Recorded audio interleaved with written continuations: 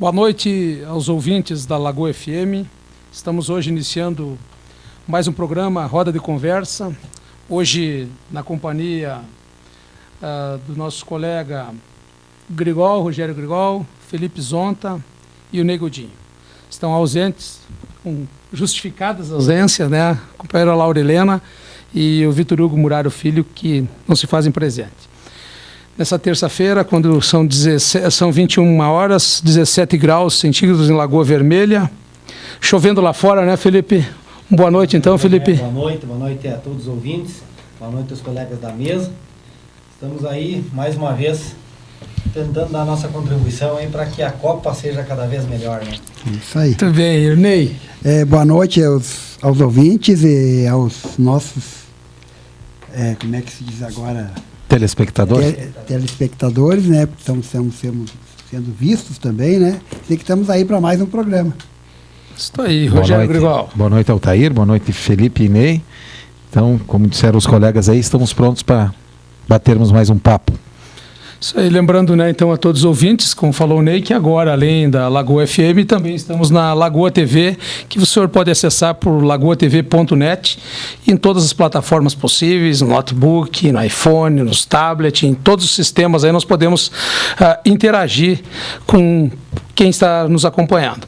Uma semana, né, bastante intensa no Brasil e não tem como nós começar o nosso programa, Ney, se nós não falar de Copa do Mundo. Evidentemente, não existe. Inclusive tudo que você escuta é Copa do Mundo. Acabaram os problemas do Brasil, está tudo mil maravilha e a Copa está aí. Está aí. Rogério, o que está vendo da Copa, Rogério? Eu digo assim, o que eu... Num primeiro momento eu manifestei que eu achava que eu não imaginava que a Copa ia ser esse sucesso. Eu confesso para vocês que eu estou impressionado com o sucesso. Hoje estava vendo uma reportagem, a expectativa é de 200 mil argentinos entrando no Brasil, né? E eu, assim, problemas pontuais, algumas brigas que ocorreram em Minas Gerais, parece que alguma confusão aqui. Tomara agora que com toda essa quantidade de argentinos que tem aí, que são os nossos maiores rivais, as coisas não descambem, que eu acredito que não vai descambar, porque eu acho que é um torcedor de Copa do Mundo, é um torcedor que ele vem mesmo para fazer festa. E se perder, perdeu, está tranquilo, eu acho. E então eu digo assim, eu impressionado positivamente, eu acho que a Copa nos vai render belos frutos. Então quer dizer, Rogério Grigol, que 200 mil argentinos vezes 1.000, vamos botar só 1.000, que eles gastem só 1.000 aí, já dá para nós começar a pagar o estádio da Copa, então. É verdade. São aí quase 20 milhões aí só de argentinos. Verdade, mas se nós pegarmos dessa questão Copa do Mundo, me chamou muita atenção o jogo que teve com a Holanda, né, em Porto Alegre, algumas fotos produzidas pela imprensa, né, na Avenida Borges de Medeiros, tomada de holandeses, uma cena assim que não tem dúvida nenhuma, né, vai ficar registrado para a história de Porto Alegre, né, dessa recepção. E eu hoje via também o levantamento que as autoridades de segurança pública estão fazendo aqui no Rio Grande do Sul, desde a questão de eventuais furtos, pequenos furtos e assalto aos turistas, está dentro de uma situação totalmente esperada, né, por um evento desta magnitude. Mas enquanto isso, no campo de futebol, o nosso Brasil também, né, não empolgando, quem sabe como nós gostaríamos, mas devagarzinho chegando lá, né? Não sei se tem acompanhado o jogo. Nós estamos aí diante de uma expectativa muito grande, porque, a meu ver, assim, tivemos o México como uma equipe assim, de um nível elevado para jogar com o Brasil, e agora sim eu já estou jogando a seguinte questão: se ganharmos do Chile, somos candidatos ao título, sim, porque aí nós estamos numa equipe de um nível extremamente elevado, que fez frente sim para a Holanda. Eu acho que, claro que tem um grande jogador que se chama Robin, com 30 anos de idade, se não me engano, 30 ou 32, onde, assim, plena forma física, e pode mostrar que o jogador com 30 anos não está em fim de carreira, mas sim está no auge da sua carreira. Desde que seja um atleta, realmente. Mas eu não sei, atleta. Eu tenho mais medo de todos os jogadores no Soares do Uruguai, né? Acostumado a morder todo mundo aí, né? Pois é, uma coisa que impressiona, e eu até faço uma pergunta já, vocês colocariam para a rua esse jogador por essa atitude? Se fosse visto o juiz visor, teria que ter colocado. Não, mas o juiz não viu, porque senão ele teria colocado para rua. Mas agora assim, dos Camarões também, aquele dia? Eu faço a pergunta e já faço um questionamento, né? Quanta coisa acontece na área ou nas jogadas? Beliscão, soco nas costas, dedo no olho, essas coisas. Claro, tudo é agressão. Eu acho que até há uma repercussão bem grande, porque não é réu primário, como a gente diz, já praticou esse ato várias vezes, mas assim, nós não podemos também ser hipócritas, né? Bom, ele morde, tem um que coloca o dedo no olho, tem outro que dá a cotovelada, e assim, a gente vê essa cena a todos os momentos. Isso faz parte do futebol, não é correto, não é. Agora, eu faço esse questionamento a ponto de perguntar no seguinte sentido: será que a FIFA tem que punir porque a Câmara mostrou ou não? Se tem que punir esse ato, tem que punir muitos outros atos. Mas eu acredito que vai punir. Mas eu acho que aí funciona que nem cola de aluno na sala de aula. Se não pegar na hora? Se não pegou, se não viu, né? Passou, aí né? Não valeria o gol do Maradona de futebol?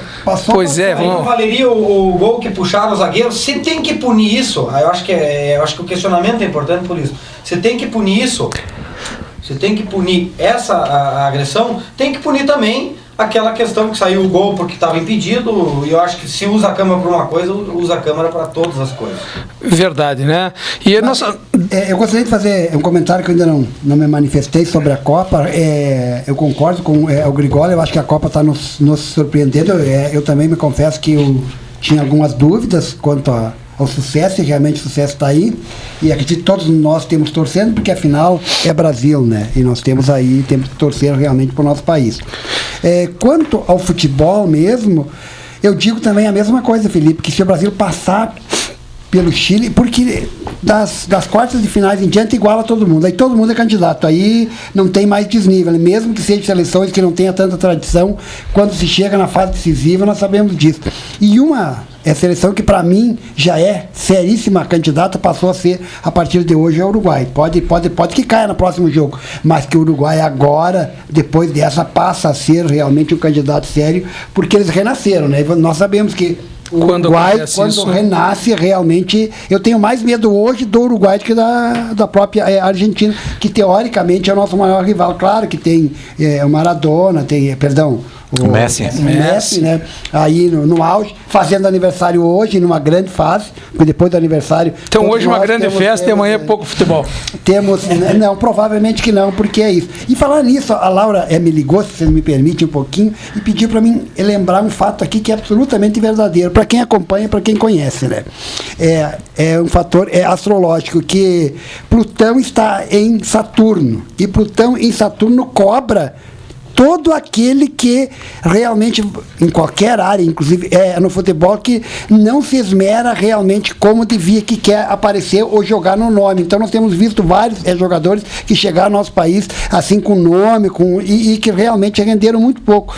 Em seleções também. Então realmente a cobrança astrológica está aí. Por isso então que a Itália e a Inglaterra e o Cristiano Ronaldo. Inclusive o próprio Balotelli também. Se nós olhar, o Balotelli também não entrou em campo praticamente. O pior do Balotelli que queria ganhar um beijo da rainha, né? Mas vai ficar sem o beijo da rainha, né? Então isso vale em todas as áreas, inclusive no futebol. Então talvez se explique astrologicamente por que algumas estrelas não estão brilhando, algumas seleções que chegaram aqui com um cartaz, achando que talvez só o nome, entende? E só por aí, não vai. Veja, né, Ney, aqui o nosso matemático, o Grigol, nosso matemático, ele começou falando aqui de 100 mil pessoas em Porto Alegre, 100 mil argentinos, 200 mil argentinos que vêm para a Copa e tudo. E vamos voltar, já que estão falando da Copa do Mundo, parece que teve um episódio aí que nós discutimos de 100 mil reais por dia em droga em Lagoa Vermelha, e parece que agora a coisa começa a modificar, né, Grigol? Não, aquilo que eu disse que era uma estratégia de marketing, que eu não acreditava naqueles números, e o pessoal da polícia veio aí, quer dizer, uma coisa que joga um número que eu acho que, se a intenção era chocar, chocou, mas números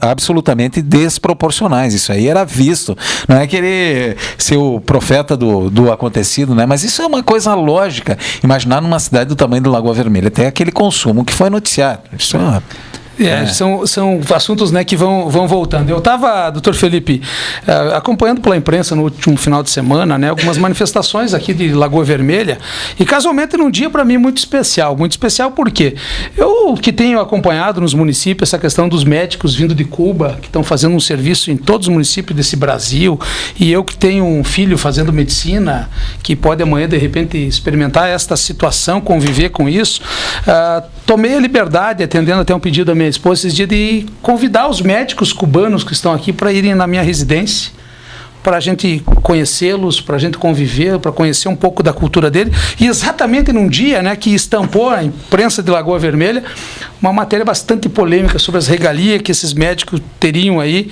O Dr. Kramer, né, um político de posições fortes e contundentes, criticando, né, as regalias que estão sendo dadas a esses médicos cubanos. Não sei, vocês têm visto alguma situação da população falando sobre o atendimento desses médicos, como está sendo isso? Eu, assim, o pessoal, um familiar meu foi atendido e disse que excelente, é um perfil diferente, eu acho, assim, dos médicos que nós somos habituados aqui a conviver. Então eu acho que a partir do momento que chega alguém que queira quebrar algum desses paradigmas que nós temos, né, que vem com uma visão um pouco diferente, ele choca, e eu acho que já estão fazendo sombra, né? Essa defesa que o vereador faz, em defesa da classe da qual ele faz parte, né? E eu acho que ele está defendendo nós precisávamos, eu acho, que ter uma modificação. O Brasil precisava mudar. E eu acho que é excelente, sabe? Assim, que bom que vieram, aquilo que eu digo, que bom que vieram cubanos, que amanhã venham franceses, que amanhã venham... Que bom. Vamos misturar. Que bom. Que bom. Eu tenho uma posição assim, muito definida, trabalhei muito nessa área, não como médico, é óbvio, mas na área jurídica, que envolveu o hospital, todo esse período, e eu acho assim, muito salutar essa vinda dos médicos cubanos, mas não só cubanos. Eu acho que o Brasil tem que ter mais médicos brasileiros também, ou seja, temos que qualificar mais entidades para que abram novas faculdades, não para que se exaura a profissão, mas para que haja uma maior oferta de médicos no Brasil, e porque isso vai melhorar a saúde, porque esse profissional é um profissional que está na linha de frente do atendimento de saúde, e nós temos déficit grande de médicos na área. Para citar um exemplo muito claro, que os ouvintes podem até confrontar. Quanto tempo demora aqui em Lagoa Vermelha para ser atendido numa consulta pelo IP? É só fazer esse levantamento para você ver o IP, o CACI, o Unimed, para você ver quanto falta de médico. Que vão chegar à conclusão ainda que o SUS é um dos melhores planos de saúde que tem por aí. Isso eu sempre disse. Isso eu sempre disse, e assim, às vezes critico veementemente quando os caras falam. Claro que tem problemas. Tem muitos problemas. Muitos dos problemas também é por conta da falta de médicos. Ou seja, da falta de oferta de médicos, que acaba elevando o preço do serviço em valores assim estratosféricos. Eu acho que para atender 4 horas da Lagoa Vermelha não precisa ganhar 15 mil, não sei se é isso que ganha, mas assim, se não ganha na Lagoa Vermelha, ganha em Bento esse valor, ou até mais. Por exemplo, profissionais como anestesista, que é uma dificuldade extrema para conseguir, neurologista, muito mais. Então, eu acho que essas questões é salutar sim a vinda de médicos. Eu acho que concordo com o Grigol quando ele diz, se deu para o vereador Kramer, que é uma pessoa que combate veementemente qualquer posição contrária aos médicos, mesmo ela sendo correta. Isso tem que deixar muito claro. A gente vê qualquer coisa que envolva a classe médica na Câmara de Vereadores, e ele é um defensor, eu acho que está certo, é a profissão dele, não estou criticando dessa forma, mas eu acho que ele é veementemente contra qualquer tipo de mudança, e eu acho que é salutar, sim, porque se ele está combatendo ou está colocando algum tipo de privilégio, é porque começou a surtir efeito, sim, a vinda dos médicos para a Lagoa Vermelha. Se está aqui, Ney, o Dr. Vitor Hugo hoje no comando, ele iria dizer, Ney, do ponto de vista histórico, essa migração de mão de obra e coisa e tal, vindo para o Brasil, do campo de vista social, como você vê isso? O que tu tem? Sobre do ponto de vista histórico, e e social, não resta a menor dúvida que ela é enriquecedora. Isso com qualquer cultura, ou seja cubana, ou seja de onde Sou testemunha disso, do ponto de vista histórico, porque cultural. A gente percebe isso, e a Copa do Mundo está mostrando essa diversidade. E essa talvez uma nova visão para a nossa medicina, que eu acredito que seja, digamos assim, benéfica, salutar, é que, pelo pouco que eu sei, não quero entrar aqui numa área que eu não conheço muito, de repente cometer injustiça, a medicina cubana é uma medicina mais preventiva.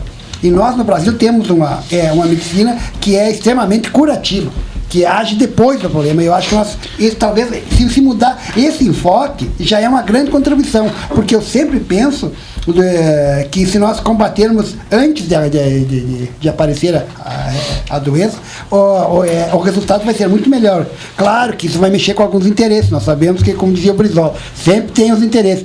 E aí tem sérios, vários interesses, que não é só da classe dos médicos, é da classe dos laboratórios, porque aí talvez não tenha tanta doença. Então vamos olhar a coisa do ponto de vista do mundo que nós vivemos, que é o mundo capitalista. Não podemos fechar os olhos. O problema do SUS é isso. Né? Tem muita gente que não quer que o SUS funcione. Boicote. Para quê? Para que tenha outros interesses. Mas eu estava colocando aqui, doutor Rogério, quando propus essa discussão, que quando eu tomei essa liberdade, que até não tomei não, eu peguei essa ideia da minha esposa, que hoje trabalha também na Secretaria da Saúde, de conviver um pouco mais com esses médicos cubanos. Primeiro porque eles estão chegando em Lagoa Vermelha, estão chegando num país totalmente diferente do país que produziu profissionalmente eles. A maioria deles já com alguma experiência, né, e é importante que se diga isso, com uma passagem pela Venezuela, onde lá eles também fizeram um trabalho para o governo da Venezuela, mas um trabalho, pelo que eu deduzi das conversas deles, minado de um campo ideológico muito grande, lá na Venezuela. Mas o que mais me chamou a atenção nessas horas de convivência foi daqueles sentimentos que eles têm já pelas coisas nossas aqui de Lagoa Vermelha. Eles já estão inteirados, Ney, de muitos problemas que estão enfrentando pela nossa população e estão procurando se relacionar com a comunidade de Lagoa Vermelha. E eu me lembro que aquele dia eu postei essa posição no Face e logo havia inúmeras manifestações de pessoas trazendo relato de bons atendimentos, de bons profissionais que estavam chegando. Então eu estava lá com o Raul, a Rebeca, inclusive uma situação que me chamou a atenção, que uma das médicas da minha idade, que estava aí, um dia antes a filha dela lá em Cuba tinha dado luz a uma criança, ou seja, que ela só ia poder ver o neto dali um ano. Então, acima de tudo, são humanos, são pessoas que estão aí para trabalhar e que merecem, sem sombra de dúvida, o maior respeito possível, né? E assim, aquilo que tu colocou agora que me chamou a atenção, que na Venezuela eles tinham um conteúdo ideológico, né? E aqui no Brasil, o que eles comentam? Liberdade total para eles trabalharem? Eu até brinquei nesse aspecto exatamente político. Isso, no aspecto político eu até brinquei com eles, se eles estavam vindo de lá doutrinado, né, para trabalhar politicamente, e a resposta deles foi unânime no sentido que não, que eles estão aqui fazendo justamente uma questão extremamente profissional. E aqui num país do tamanho nosso, de convir, que fica muito difícil para eles fazerem uma questão totalmente ideológica, porque nós temos uma miscelânea muito grande de ideologia, né? Mas me chama a atenção agora que podemos fazer o nosso primeiro intervalo, o primeiro bloco do nosso programa Roda de Conversa, que você pode acessar pela Lagoa FM e pela lagoatv.net. Vamos ao intervalo. Estamos voltando então agora com o nosso Roda de Conversa nessa terça-feira em Lagoa Vermelha, tempo nem tão frio, né, mas chovento, para variar, chovento. E lembrando, né, aos ouvintes e aos telespectadores que podem acessar o nosso programa na Rádio Lagoa FM e também no lagoatv.net, né? Essa nova ferramenta colocada à disposição que pode ser acessada aí por diversas plataformas, como já falamos. Estava falando da questão da saúde, se nós conversássemos, né, Felipe, da área da saúde aqui, nós ficamos o dia inteiro reclamando, elogiando, até porque nós temos em Lagoa Vermelha uma gama de profissionais da mais alta competência, né? Isso eu acho que nós sem dúvida nenhuma, né? Estamos bem servidos, né? E agora tem algumas coisas que sempre foram problemas em Lagoa Vermelha, inclusive se discutiu muito na imprensa sobre a questão do horário dos médicos, se cumpriam horário. Esses aqui, por exemplo, não trabalham na sexta. E aí um questionamento que eu queria fazer, né? Tu que teve contato com eles, eu não conheço esse programa, só conheço pelo que a imprensa fala, até porque eu estou fora do município já há 5 anos e pouco.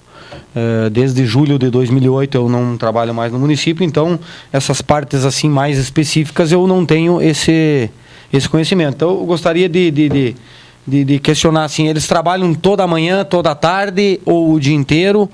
Se eles cumprem horário. E se eles cumprem horário, porque há Parece-me assim, Felipe, eu também não fiquei expert no assunto, né? Porque eu estava até envolvido com uma questão quase que cultural, né? De aprender... Festiva.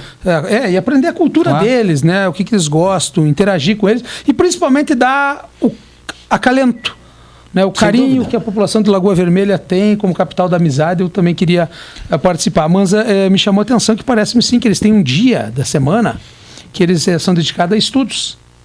Que esse dia, de repente, é exemplo do que o magistério teria que, hipoteticamente, ter, né, Ney? Umas horas para preparar a aula, que consta na lei, né? E que não é cumprida. Que não é cumprida. Né? Eles teriam essa possibilidade, que parece um dia por semana, eles se afastarem das atividades profissionais para se dedicar ao estudo, né? Então, me parece que é isso que está funcionando. E aquele dia, inclusive, estavam bastante chateados porque estavam na capa do jornal em Lagoa Vermelha. Eu digo, não, mas aqui já começamos bem, né? Estão na capa do jornal, isso é bom sinal. Não, e é aquela questão que eu falei, eu acho que se nós conseguir evoluir ao ponto que eu acho que conseguimos, de cumprir o horário que é estabelecido, eu acho que nós já demos um avanço, assim, extraordinário na saúde em Lagoa Vermelha, e se isso se postergar para o país e para o estado do Rio Grande do Sul, com certeza a nível do estado e de Brasil nós estamos também tendo um ganho assim extremamente elevado, porque era notório, inclusive com várias discussões na imprensa, e a dificuldade que se tinha para fazer com que os médicos cumprissem aquele horário das 8 ao meio-dia.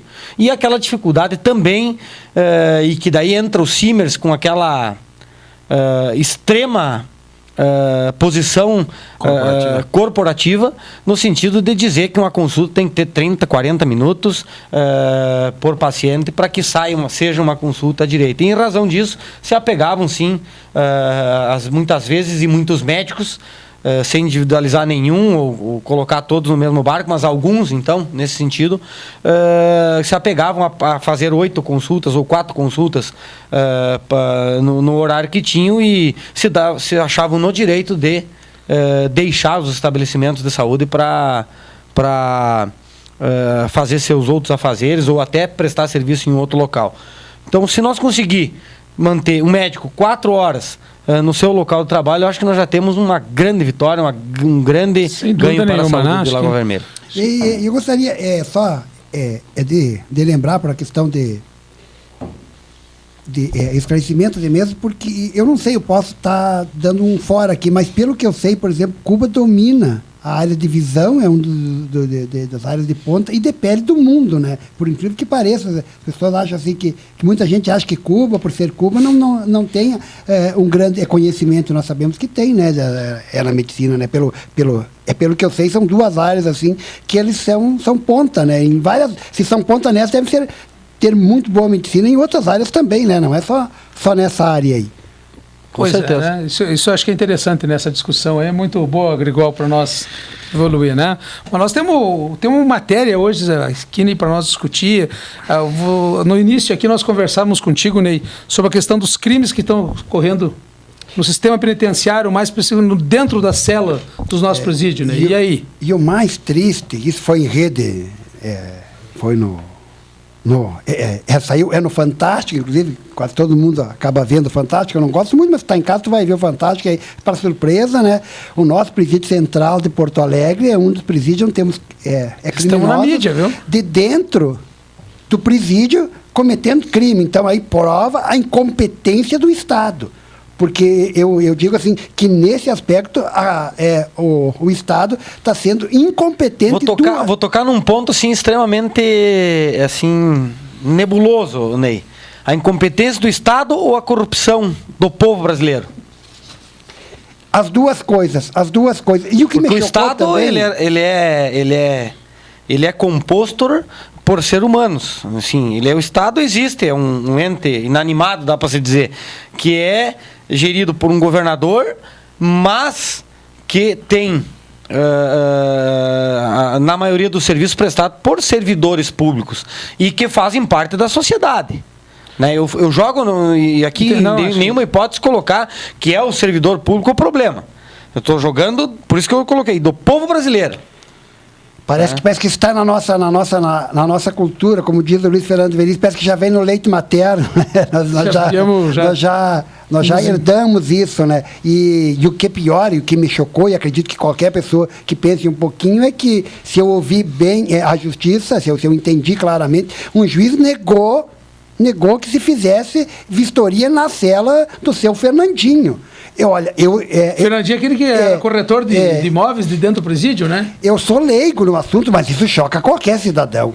Um caso assim que me chama a atenção, assim, que é um caso pontual que está na mídia, que foi se entregou ontem, ou anteontem, se não me engano, Maurício Dallagnol, que é advogado, todo mundo sabe todo o problema que vem ocorrendo com essa pessoa.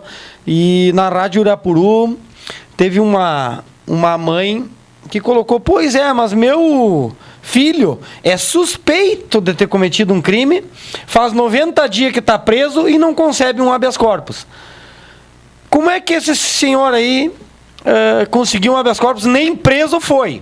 E pagou lá uma fiança, que é mais ou menos a indenização que ele tem para pagar para aquelas pessoas que captaram, que até agora foram a polícia para dizer que foram lesadas. E aí eu pergunto a seguinte questão: como pode isso? Se esse caso do Maurício Dallagnol não é um crime de repercussão extremamente grave para a sociedade, para que ele obtenha um habeas corpus nesse sentido, e quantas outras pessoas estão aí presas e por crimes muito menores, ou então iguais que sejam? Eu vejo assim, essa questão que o Ney coloca, só para fazer um contraponto aqui, eu li das poucas obras, né? Porque normalmente aqui nós temos o âncora do programa que lê muitas obras, e nós só falamos de Epaminondas, né? É verdade. Mas do Rodolfo Julián, prefeito de Nova York, né? Que ele tem aquele livro que ele fala da teoria das janelas quebradas. Então essa questão do grande marginal, do pequeno marginal, do grande furto, do pequeno furto, ele tudo é furto, né? Gradado, ele é tudo é furto. Sem dúvida nenhuma. Mas parece que os tratamentos são diferenciados.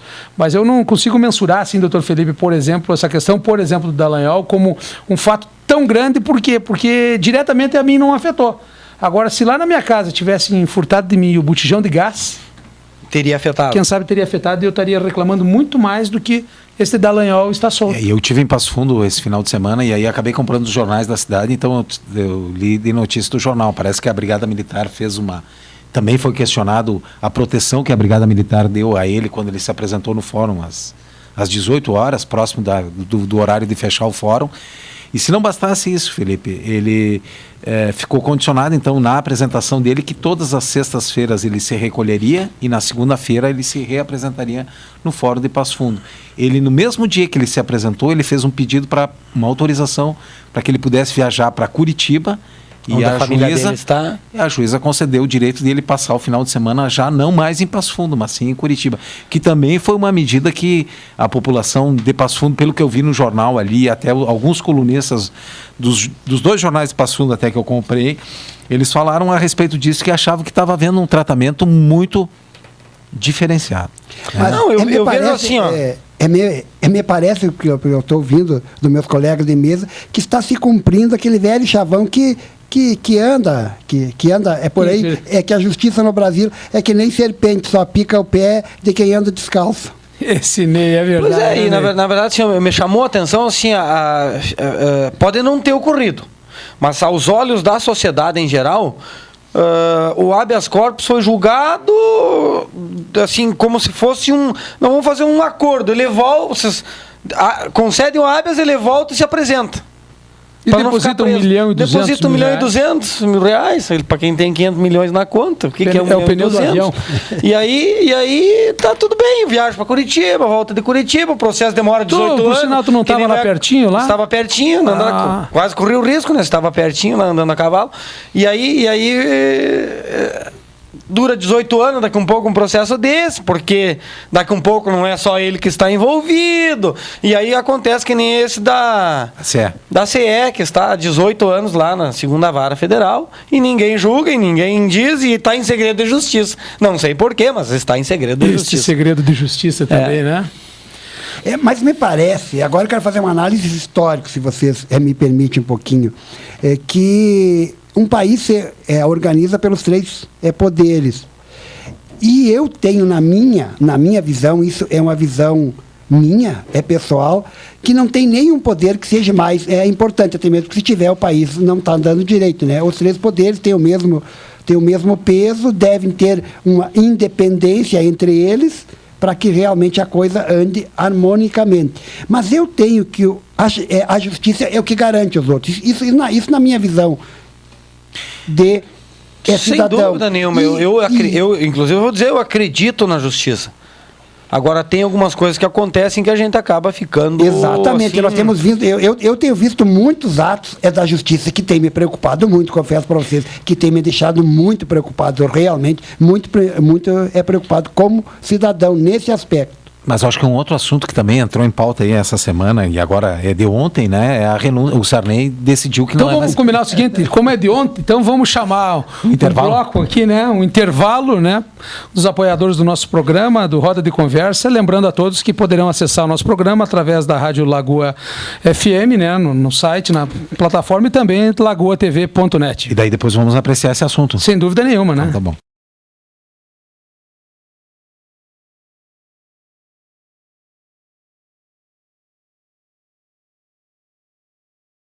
Voltamos para mais um bloco do nosso programa Roda de Conversa, hoje na companhia do Ney, do Rogério e do Felipe. E o Rogério, né, antes de terminar o bloco anterior, fez uma colocação importante, né? Afinal de contas, o anúncio político que tomou conta do noticiário na noite de ontem e hoje, sem dúvida nenhuma, quando se estão definindo em todo o país as coligações, temos novidade em termos de candidato, é o anúncio, né, de que um veterano da política do Brasil, José Sarney, pendurou a chuteira, em plena Copa do Mundo. Mas eu acho que assim, o Sarney, ele de bobo, ele não tem nada, né? Eu acho que ele sentiu que diria o Dercílio? A candidatura dele estava fazendo água, que eu acho que ele, dessa vez ele não escaparia, né? Eu acho que ele não se reelegeria, só pode ser isso, e por causa disso ele renunciou. Eu não acredito que o Sarney iria renunciar a todas as benesses que eu acho assim, o que nós colocava aqui até no intervalo, assim, numa discussãozinha bem rápida, eu acho que num primeiro momento o Sarney foi útil para o Brasil, acho que teve uma grande contribuição, como colocou o Altair, principalmente naquela questão de ter o Altair e o Ney até de ter assumido, assim, com aquela discussão se o Tancredo estava vivo, estava morto, e aí se estava morto seria ilegal ele ter assumido como presidente, né, por conta de uma nova eleição que deveria ser feita, e até no sentido de ter se mantido lá, incólume na presidência do país, e que com toda aquela confusão ali do Tancredo poderia ter ocorrido um revés ali e nós voltar a sofrer o que sofremos no passado. Rigores, né? Mas eu acho que se ele sustentar agora, isso aí eu acho salutar, porque eu tenho uma visão assim, que o Brasil vive um problema de sistema, de reeleição de senador, deputado de forma permanente, de reeleição para prefeito, de reeleição para governador, de reeleição para presidente, e que eu tenho uma visão que eu acho que esse é um dos grandes problemas do país. Não interessa se é PT, se é PMDB, se é PDT, se é PSDB, quem está no governo, eu acho que deveria ter um mandato um pouquinho maior. Por exemplo, o senador 8 anos, não pode se reeleger, pode voltar dali 4. Entendeu? Uma coisa assim, para que não haja essa perpetuação no poder e não haja esse uso da máquina, que acaba sendo um uso legal, Porque você está no governo, você tem seus assessores e eles vão fazer campanha para ti. dúvida, né? Ele é legal. Não tem como dizer que não é legal, porque ele está lá. O cara não vai ficar lá quieto, olhando como se dá para usar, né? Não se tem dá para porquê, usar. né? É isso aí. E Ney? Então, Desculpe, Felipe. nesse sentido, acho que é salutar a saída dele. Sarney, Ney. E a história recente, Ney? Olha, a história nunca nos dá uma visão real, é no momento, é uma coisa incrível. Quando nós passamos os fatos, a gente vai ser analisado melhor pós os fatos. E eu estava lembrando, eu já tinha imaginado que você me fazia essa pergunta, não sei porque eu tinha imaginado isso. O caso do Collor, né? Eu fui um severo crítico do Collor, sempre fui adversário do Collor, fiz severas críticas, mas hoje, passado todo esse tempo, eu vejo muitos pontos positivos, altamente positivo no governo do Collor, que se não fosse o Collor de Mello, não tínhamos... E uma grande injustiça, né? Então, exatamente. Então, o Sarney... daqui uns tempos nós vamos ter uma visão muito clara, ou bem melhor de quem foi realmente o Sarney. Eu odiei, em muitos momentos, eu odiei o Sarney, politicamente foi severo crítico dele, mas também tenho que reconhecer que em muitos momentos, como naquele que nós estávamos comentando, talvez só ele conseguisse agregar, né? Ele conseguiu agregar e juntar forças para que nós não tivéssemos um retrocesso e quem sabe lá quanto tempo nós não estaríamos hoje numa democracia como nós estamos. Então tem coisas muito positivas também do Sarney, não podemos também fazer tábua rasa em cima dos acontecimentos. Verdade, né? E o importante da história é justamente isso, né, Ney? Que no primeiro momento nós somos, de repente, crítico severo de algumas ações, né? Mas depois, quando passa o tempo, nós vamos ver que, de repente, muitas delas, né, foram proveitosas. Eu não tenho dúvida nenhuma, né? Também batemos palmas e para aplaudirmos e dali a pouco nós vamos descobrir a história, nos prova que também não era tudo aquilo, né? Temos os dois lados da história, Gregório. Sem dúvida nenhuma. Não, e aqui, mas eu assim, eu confesso para vocês, o Sarney eu não consigo defender. Não dá saudade? Não. O Collor também não, né? O Collor. E o Lula? Não, o Lula aí Pois é. Não, mas eu te digo assim, eu tenho uma visão muito clara hoje.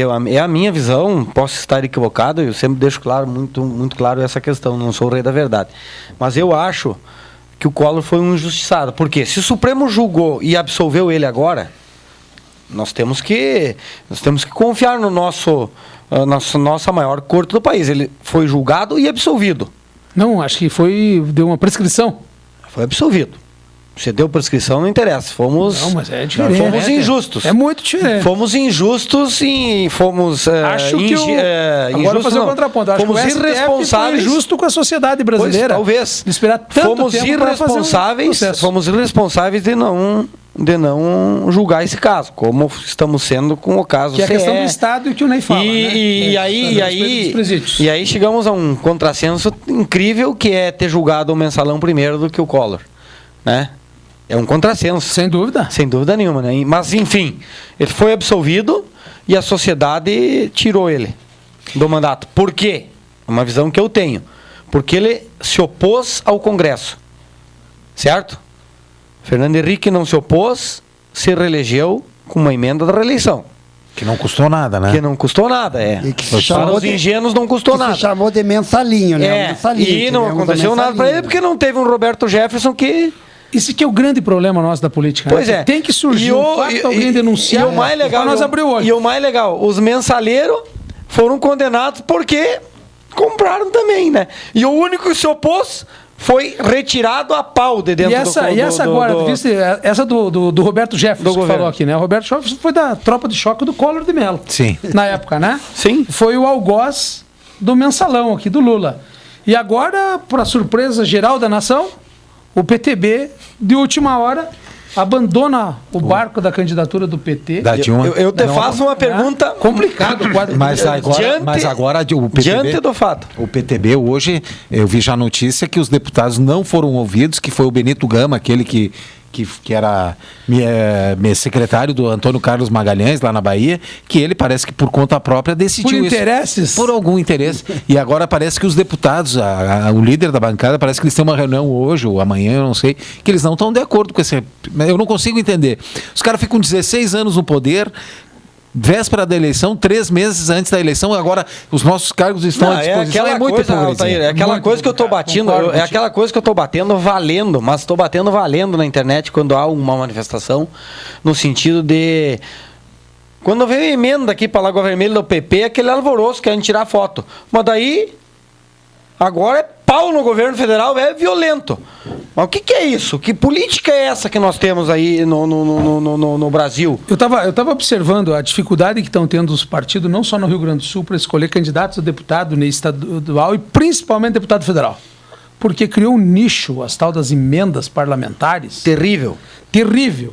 Que quando nós falamos hoje em questão de corrupção, através de mensalão, disso e daquilo, hoje para um prefeito conseguir fazer uma obra, para conseguir comprar uma máquina que fica uma semana na frente de uma prefeitura, em todas as cidades desse país, precisa ter o dedo de um deputado para ir lá dizer eu liberei a verba. E a verba é efetivamente anunciada em todos os cantos e os administradores públicos, face a esta situação, são obrigados, né, Felipe? Sem dúvida. Se é em outras épocas, fazer churrascada, que hoje não se faz mais, para agradecer o seu deputado fulano de tal que conseguiu uma emenda, como se isso fosse um grande favor que faz para a pátria brasileira. Esse é o grande problema. Esse é um dos grandes problemas que o país tem. É complicado, né? Essa questão da reforma eleitoral não anda, não vai... Não vai, porque tem interesse. Se criou essa lei. E aí que eu digo, quando eu não concordo com essas manifestações que ocorreram no ano passado, as desse ano são poucas coisas, só de bandalheira, que nem a sociedade aceitou, mas eu não concordo, por quê? Porque nós fomos para as ruas, nós mais uma vez cometemos um grave erro, fomos para as ruas sem saber objetivamente o que nós queremos. Sem bandeira, né? Sem bandeira. Nós somos contra. Mas contra o quê? Verdade. Nós somos a favor do quê? E essa luta sem bandeira, Ney? As reformas que não saem. Né? É complicado. E é assim porque, está vendo assim, se criou a lei da ficha limpa. Mas eu penso que quem devia fazer isso eram os próprios partidos, que os partidos teriam que fazer uma peneira, vamos dizer assim, dos candidatos que eles deveriam lançar. Mas aí o que o Altair coloca, as coligações, entendeu? Obrigam, muitas vezes, a se aceitar candidaturas que, na verdade, não seriam candidaturas corretas, não deviam ser aqueles os candidatos dos seus partidos, deviam ser outros, seriam outras pessoas com melhor qualificação, muitas vezes com melhor caráter. E aí eu acho que nós chegamos no ponto crucial, a meu ver, de toda essa questão do problema do Brasil. Os partidos teriam que fazer o seu... Eu vejo dessa forma. E quem são os partidos? São as pessoas da sociedade. E aí eu te digo, por que toda a sociedade não faz parte de um partido e não vai lá brigar essa questão... para que vá o fulano e não vá o ciclano? Felipe, eu queria, tendo em vista já a necessidade de nós fazermos mais um intervalo, queria deixar, quem sabe, para o início do próximo bloco do Dr. Grigol, a nós abordar esse assunto que volta sempre na véspera de uma campanha política, que é essa reforma eleitoral, é o voto facultativo, o voto obrigatório, é a cota de mulher, né, com a maior dificuldade, enfim. É o voto distrital. Voto distrital, isso fica para depois desse nosso intervalo. Lagoa FM e lagoatv.net.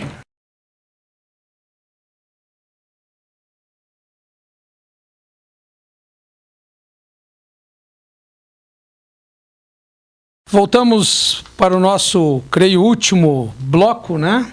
No nosso programa Roda de Conversa, que vai ao ar todas as terças-feiras e que pode ser acessado hoje também com essa inovação em Lagoa Vermelha, que é lagoatv.net. Nós estávamos falando aqui, Dr. Grigol, nas questões que elas são rotineiras, né? Elas são discussões permanentes e o que demonstra claramente que o Poder Legislativo não quer fazer a reforma, que é as reformas eleitorais, né? Nós fizemos seguidamente alguns retalhos eleitorais. Casuístico, vamos lá, mudamos uma regrinha porque vale para o outro ano, daí não conseguimos colocar em votação um ano antes da eleição, já não vale para aquela, vale para a próxima. Mas são assuntos assim, Ney, que todo dia estão na discussão. Essa situação, por exemplo, de que o voto no Brasil, com exceções, né, ele é obrigatório. O que tu acha, Ney, do voto obrigatório? Eu já pensei sobre isso, te confesso que eu já tive e já pensei sobre isso. Eu vou dizer uma coisa, é a minha opinião hoje. Eu acredito que o voto realmente tem que ser obrigatório, porque se não for obrigatório, será pior. Eu acho que daí vai ser muito pior. Concordo plenamente, Ney, porque se não for obrigatório, 40, 60, 70% da população não vai votar. Acho que nós não estamos preparados. Não temos cultura para isso, infelizmente. Vamos usar a palavra correta. Nós não estamos preparados para isso ainda. Infelizmente, não estamos preparados. Eu chego a me dar um arrepio quando eu vejo a pessoa, eu vou votar às 8 da manhã e vou para o sítio. Sabe? Eu não consigo fazer isso. Só um pouquinho, mas aí que tem. Será que não é porque esse voto é obrigatório? Eu tenho que votar, depois vou para o sítio. E se nós conseguíssemos mudar essa concepção de mostrar para o eleitor que ele é uma peça fundamental no processo eleitoral. Eu discordo dos três colegas de mesa, e acho que é importante essa questão do debate, que em que pese, de repente, a nossa democracia dela ser incipiente, ela ser iniciante, quando se pega lá com a Europa, com outros lugares, e não podemos ter como paralelo, mas eu não consigo concordar com o voto obrigatório. Eu acho que o cidadão devia ter essa faculdade de poder votar. Eu sei que é difícil nós convencer, quem sabe, esse cara deixar de ir para o sítio para votar. Mas nós fazer ele votar, Felipe, eu concordo por uma obrigação, não concordo. Eu concordo contigo no sentido de que nós devemos fazer isso. Fazer com que ele entenda que é importante ele votar. Mas não só isso, Altair. E aí tu vem aonde eu colocava ali. Por exemplo, nós falamos que os políticos não prestam, certo? Mas se nós toda a população, 29 mil habitantes da Água Vermelha, fizesse parte de um partido e fosse nas assembleias que tem e discutisse e aprovasse aquilo que a maioria acha, com certeza nós seríamos melhor. Como não é obrigatório fazer parte de partido, e como não é obrigatório, mesmo fazendo parte, ir nas assembleias, nós nem ler jornal não lemos. Às vezes, para participar dessas assembleias dos partidos, das entidades, o que acaba acontecendo? Acaba acontecendo que uma meia dúzia participa, uma meia dúzia resolve e uma meia dúzia decide e ponto final. Então, assim, eu concordo contigo quando tu diz que nós temos que colocar na cabeça das pessoas que elas têm que participar. Agora, se não for obrigatório, está aí o exemplo dos partidos, está aí o exemplo das entidades, está aí o exemplo de vários exemplos, enfim, em todas as áreas, de que se a pessoa, mas eu estou muito cansada hoje, eu não vou lá na reunião do CTG. Eu estou muito cansada lá, eu não vou na reunião do PDT. Pois é, mas e aí, na hora que o CTG lá decide, a regra é essa, depois vai criticar. Não, eu acho que assim, nós ainda... E chuva na lagoa, né? Bastante chuva. O que eu ia dizer para vocês, eu acho que todo mundo, o voto ainda tem que ser obrigatório. Eu acho que nós talvez daqui 20, 30, 40, 50 anos, quem sabe, a gente já esteja num nível que o voto possa ser facultativo. Mas, sem dúvida nenhuma, o voto tem que ser obrigatório. É como diz o Felipe, o sujeito vai querer chegar às 8 horas da manhã, votar e escapar, né? E eu acho que o bom da política é que é coisa bem boa de ficar esperando abrir a urna e aquilo. Não, e participar desse processo, claro, assim, como cidadão. Eu vou respeitar toda disposição, né? E acho que é importante isso. Mas eu que já tive na linha de frente dessa questão política, em várias situações, né? Você chegar lá e ouvir de um cidadão dizer, eu vou votar porque eu tenho que votar. Sonho, quem sabe estou ainda atrasado, né, Ney? Que nós não estejamos, quem sabe, preparados para isso, mas eu sonho em ouvir aquele cidadão dizer, hoje eu vou sair de votar no Pedrinho, porque o Pedrinho tem a melhor proposta. Porque eu estou convencido. Isso é o correto. Isso eu acho que isso aí ninguém discute. A grande vitória do povo brasileiro de que acontecer. Isso aí ninguém discute. Concordo contigo. Mas nós sabemos, e não vamos ser ingênuos, né? O que ocorre na nossa política, em todos os lugares e cantos desse país. Eu penso que a pessoa não tendo a obrigação de votar, ela vai dizer assim, eu vou só votar se, portanto, senão eu não vou votar. Entende? E eu tenho a impressão que começa... Eu entraria por esse lado, mas infelizmente esse lado também vai contar. Para mim, esse lado é um lado que vai contar muito. Então, digamos assim, nós vamos dar uma arma melhor, vamos municiar melhor a quem tem interesse econômico, somente econômico, só vê a política como um interesse econômico, não vê a política como realmente interesse de todos os cidadãos de uma comunidade. Rogério, para nós concluir essa parte... Nosso grande guru. Debate. Não, desculpa. Grande guru, né? Essa foi boa, hein, Felipe? Não, estou até devendo uma cerveja. Não, é aquilo que eu, de novo, digo, o voto tem que ser obrigatório. Né? Tem que ser obrigatório, não adianta, nós não estamos em condições de dizer voto que é facultativo, aquilo que eu nem disse, daqui a um pouco o cidadão vai chegar lá e vai dizer, olha, eu vou votar em ti se você me pagar tanto, senão eu não voto. E hoje... Lamentavelmente. E hoje, será que não ocorre isso? Não, e ainda piora, claro que a gente tem exemplos de quantos candidatos que se elegem com compra de votos, né? Mas hoje ele terá que ir do mesmo jeito, pelo menos, para fazer de conta que está lá votando, ele terá que ir, pelo menos. Eu confesso para vocês que um dos programas que eu mais gostei de participar foi esse hoje, que nós estamos conseguindo ter pontos divergentes para discutir. Acho que isso é importante. Acho que é muito importante. Acho que é importante. Mas lógico, evidentemente, até mesmo que o Nelson Rodrigues já dizia, toda unanimidade é burra, né? Sem dúvida nenhuma, né? Pois bem, nós estamos chegando, são 21 horas e 57 minutos, né? Nós estamos chegando ao final desse nosso programa de hoje. Lembrando, né, que o Dr. Vitor Hugo hoje está muito longe daqui, né? Está lá na Itália, certamente hoje uma parrilla uruguaia sendo servida para os italianos meia indigesta, né? Meio indigesta, né? Não teve mordida no ombro, não, né? Não, no braço. E a culpa né? toda, né? Com direito a coisa mais maravilhosa de um jogo de futebol é quando você perde e diz que a culpa foi do juiz. É verdade, isso é fantástico, né? É fantástico. Maravilhoso para quem ganha. Eu achei que o jogo foi extremamente justo, porque o time que tentou ganhar foi o Uruguai. O Uruguai tentou ganhar desde o início. O time que tentou ganhar mesmo foi o Uruguai. Pelos comentários, diz que a expulsão é que mudou o jogo. A expulsão foi muito bem, foi extremamente correta. Porque entrou no joelho do uruguaio e é falta para expulsão. E temos, né, que fazer aqui, antes do nosso abraço final, né, lembrar que a Laura Helena está mandando uma mensagem dizendo que a Ellen Jorge e a filha Sami estão, né, nos ouvindo o nosso programa lá no Kansas, nos Estados Unidos. Olha aí. Né, através do lagoatv.net. Né? Ney, e hoje, Ney, nessa noite chuvosa, para quem vai um abraço especial? Hoje o meu abraço especial vai para um menino que eu conheço desde de muito menino, e que hoje ele esteve no meu salão e eu soube que ele passou no concurso da OAB, né, que não é fácil, e ele passou, é no primeiro que ele fez.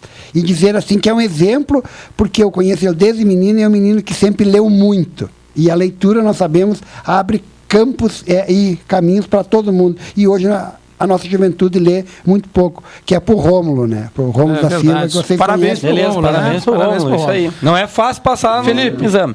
Meu abraço hoje vai para Carlos Joel e para Paulo Carvalho, dois aí ouvintes e telespectadores assíduos aí do nosso programa, os quais tenho muitas posições divergentes, eu assim discuto muito, são pessoas assim extremamente abertas, que a gente consegue discutir assuntos assim extremamente importantes nas cavalgadas, no Facebook, com o Carlos Joel, com o próprio Paulo. Grande Labanca, né? Grande Labanca, com pessoas que de mente aberta e que a gente consegue discutir. Muitas vezes eu mudo minha posição, muitas vezes eles mudam suas posições. Grande abraço.